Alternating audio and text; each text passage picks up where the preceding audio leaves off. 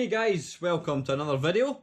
Now I know you're probably looking at the title and thinking, what the hell has this got to do with the video games? And you know what, it has got nothing at all to do with video games.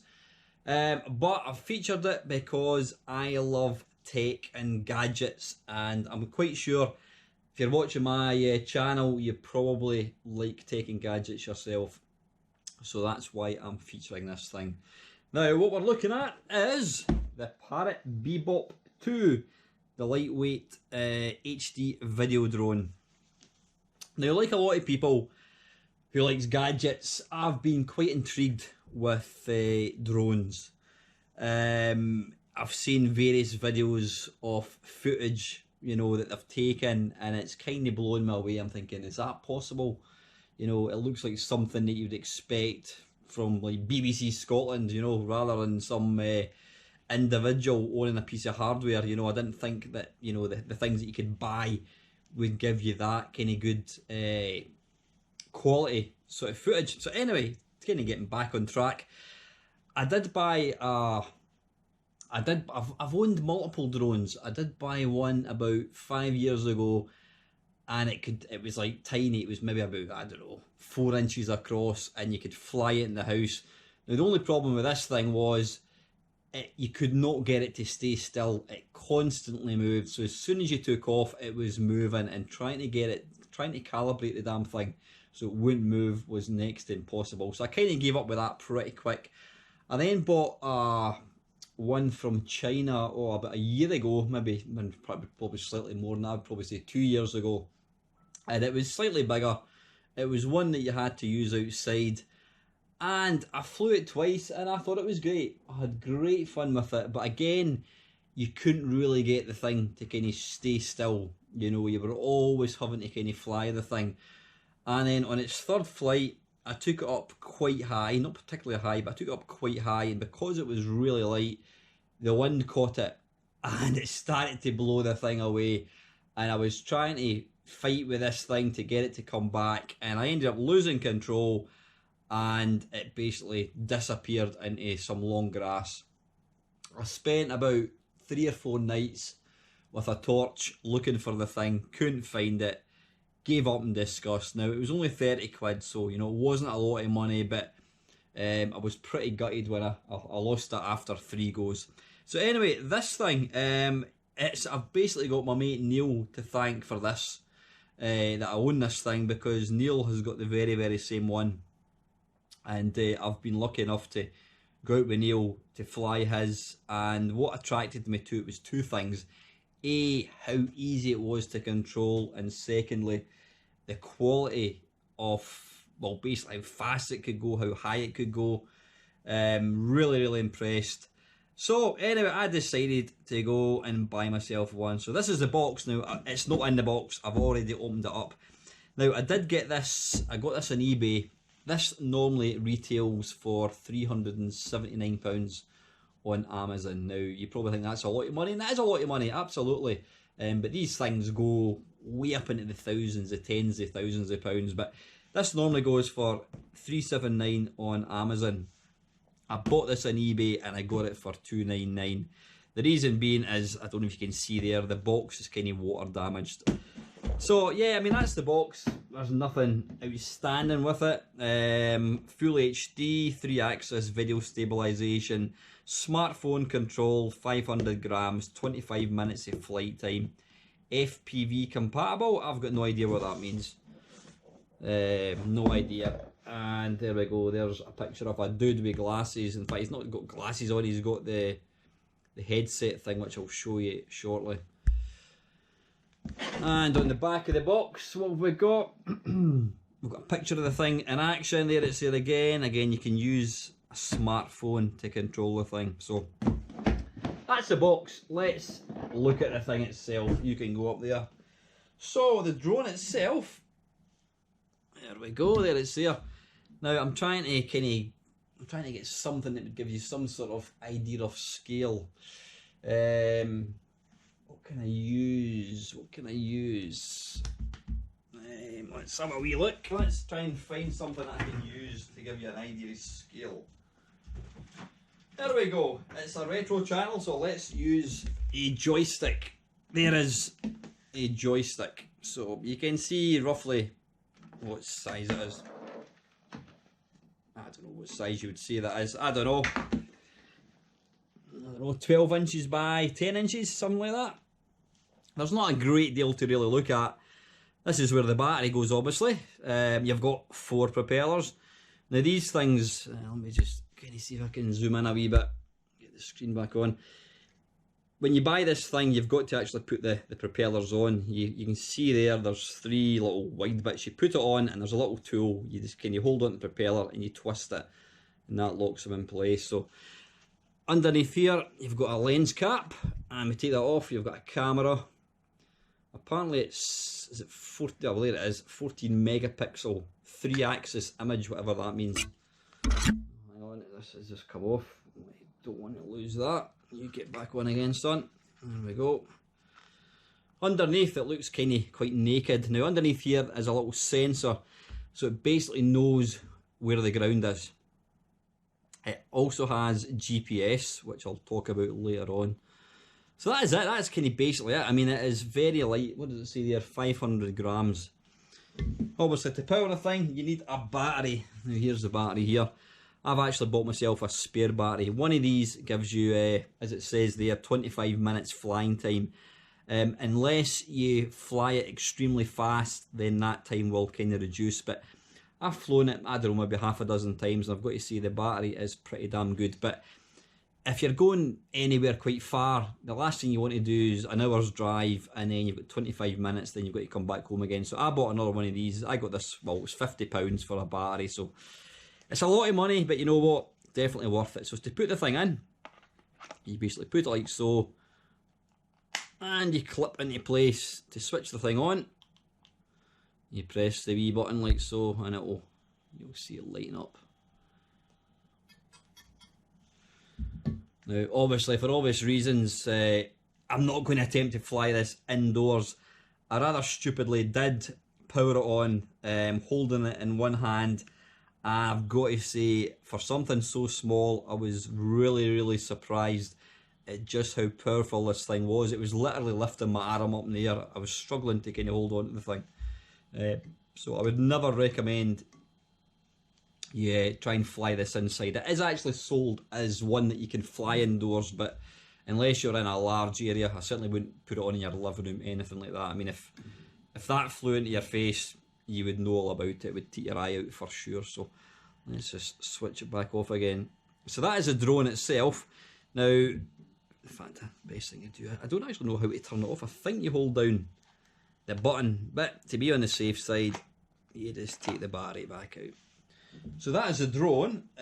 With it, you get this. Now, it's not a virtual reality headset. I'll open it up and let you see. Basically, well, you can see there it's got the 2 things. Now, you can put in your smartphone into there, and then that clips in.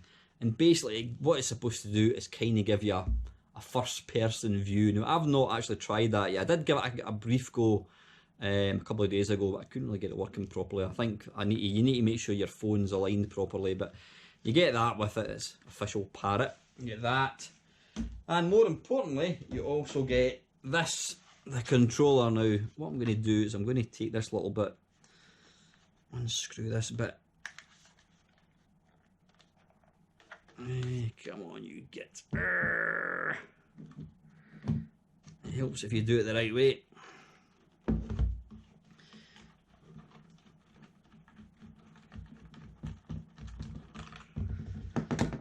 Now, this is the controller you get with it. It's, you know what, it's functional. I wouldn't say it's particularly, I was going to say it's not particularly high quality. It's very light, but then there again, that's what you want. You would not want a heavy controller, because if you're holding that, you would end up getting really sore hands. So it's kind of, it lends a lot to like an Xbox 360 controller. You've got the shoulder buttons underneath here.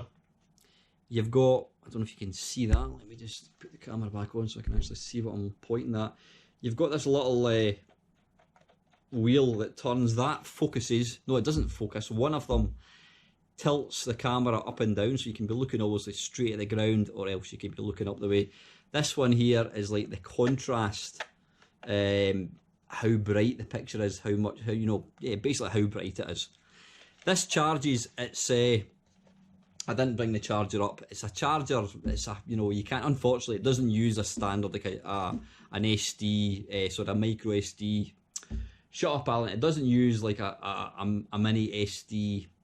What do you call it? A USB charger thing like a mobile phone. It does have its own charger. It plugs in there to charge this thing, and the batteries slide into the sort of charging unit as well. It takes about an hour to fully charge a battery. This takes about an hour as well to charge. So yeah, as well as the shoulder buttons and the little wheels, you've got that. Pressing forwards makes it go up, pushing down makes it go down, left and right makes it move, makes it kind of bank left and right. This one here, pressing forwards makes it move forwards, back makes it move back, left and right makes it kind of bank, kind of turn left and right. So if you want to do a really fast turn to the right, you would do both of them like so. You've got a options button here. You've got a return to home. Now basically this thing has got a GPS in it, which means regardless of where it is, if you panic or whatever it is, you press that button, it will fly back automatically. What it does is it rises to, I think it's 30 meters, and then it will fly back and land almost exactly from where it took off. It's got built-in GPS. It is really, really clever. I found it quite incredible, the fact that it could do that. I'm not too sure what these buttons do. I'm not really too sure. That's the on and off button, and this is basically take off again and land. You can just press that and it'll just come straight down and land. But that's the one you always want to remember. Now, what makes this so easy, when you take your hands off the controller, the thing will just stay exactly where it is. I'm going to let you see some footage that I recorded on, was it 2-3 days ago. I went out with my mate Neil. Neil was flying his drone as well. I'll let you see just how easy this thing is to control. But yeah, so basically that's it. Now the way this actually works, you can fly the drone either using just this, obviously controlling it. The disadvantage to using this on its own is you've got to be able to see where the drone is. If the drone gets too far away, it's going to be difficult to see what way it's facing, whatever. So the other thing you can do is use a tablet. Now you don't get a tablet with it, obviously. So what I do is I use this thing. It's my NVIDIA Shield tablet. I'll try and switch it on. You can use any size of tablet you want. I mean, I like this because it's got quite a big screen, obviously, so you can see. And the beauty of it is when you're using this, in fact, what I'll do is I will actually switch it on just to let you see. Come on, there we go. It's going to switch on. You can obviously use a phone, an iPad.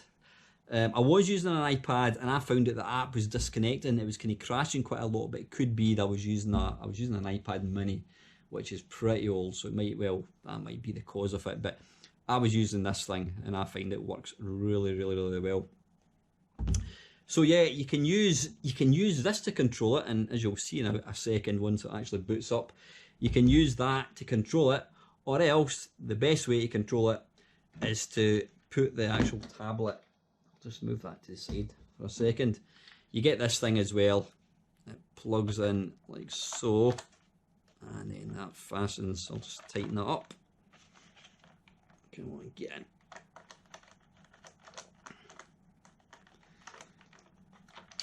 I'm all thumbs tonight. Right, come on, you get in. Is that going in? A minute.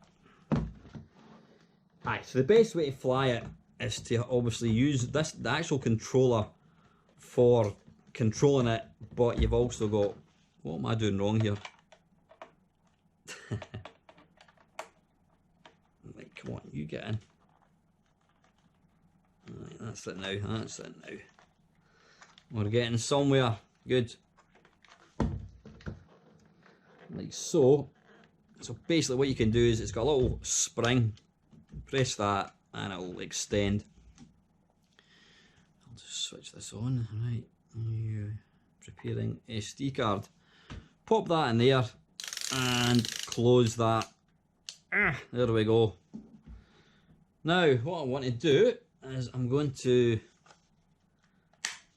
switch the drone on, like so, and I'm going to take the lens cap off. And whatever I do, I better not press take off, or I'm going to end up losing an eye. Now what I'm going to do is I'm going to start that up like so, and then I'm going to switch the unit on. The software you use, it's Parrot's own. It's called Free Flight Pro. Now you can there's two options that you've got to actually pay additional money for. One basically allows you to circle somebody with the camera and it will follow you. The other one is you can take an image on Google Maps and literally with your finger draw a little what do you call it, a flight path, and this thing will fly. But you've got to buy them. I think they're something like 20 quid each, which I think is a bit crap when you consider the drone itself has got that ability. The fact that you've got to spend additional money to unlock these features, I think is a wee bit cheeky. Now, why is that not connected?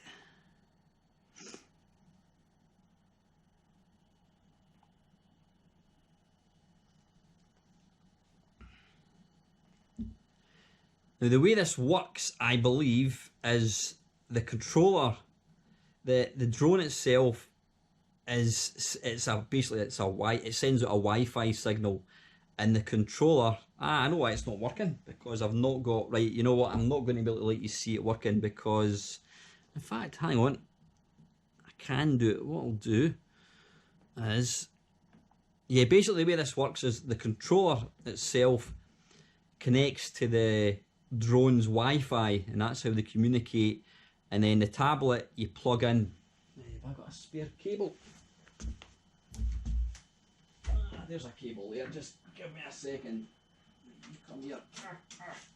Right, what I'll do is you have to plug underneath here. You'll see here there's a USB that goes in there, and then the other end goes into the tablet itself.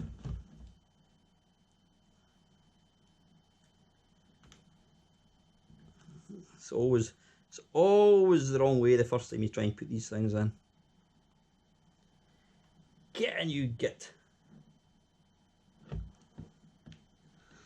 Right, let's jump back into the app. Now what you should see, this should now connect.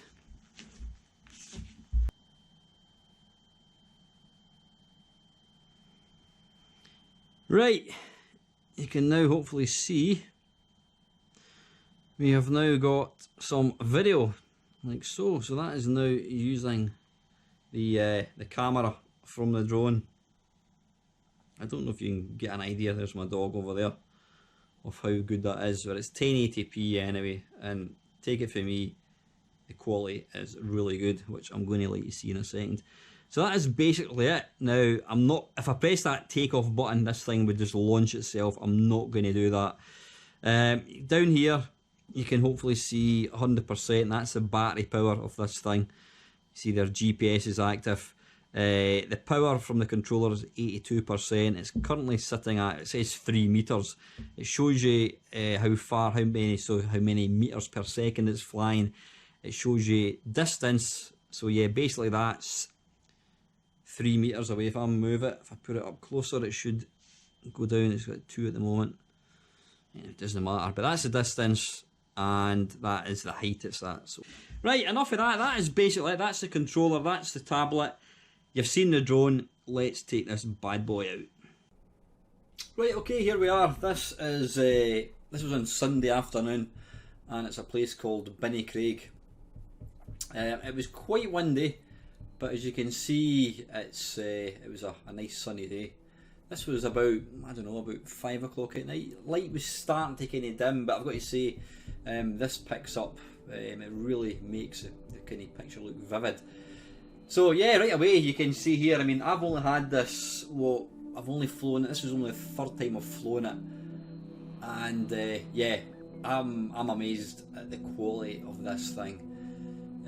especially when you take your hand off the controller. This thing just is absolutely rigid. It will sit still, and you know, it was quite windy down below. I don't know what height it was at this point.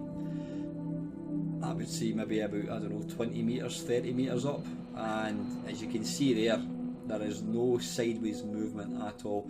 You can change the how fast the thing rotates, so you can have it really, you know, slower if you want.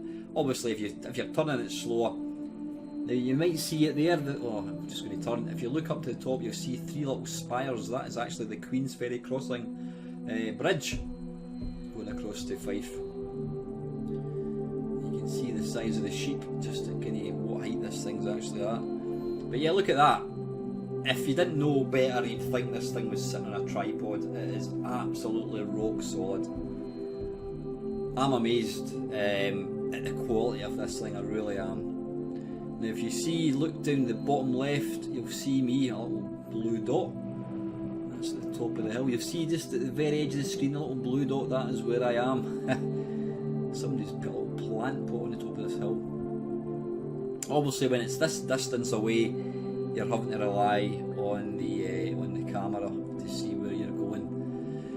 Now one thing I forgot to say, this thing has got so many sort of safety features built in, because like I says, I lost my first drone because I'm a numpty, but they do take a wee while to kind of get used to flying them, and so you know, it's as I demonstrated, it is very easy to lose these things. But this one has got a lot of safety features built in.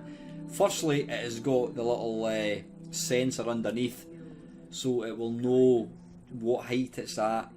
You know, so when it'll basically auto land. It's also got GPS. Now you do have to calibrate it. Basically, there's an option in the app. You just hold on to the drone, you turn it on sort of the 3 different axes, and that will calibrate it. If you press the home button, the thing rises to 30 metres I think it is, and then it will come back and land. What this particular model doesn't have is it doesn't have object detectors, so if you happen to be flying it, it'll not know there's a tree in the way, so you've really got to be careful where you're flying the thing. But basically, you press the home button, it will return home. If you do fly it in a straight line and it loses signal, once it loses signal, it will return to home automatically. The only possible way you could lose this, other than being stupid and flying into a tree or crashing it, whatever, would be if, I mean, look at the height of that. That is just amazing.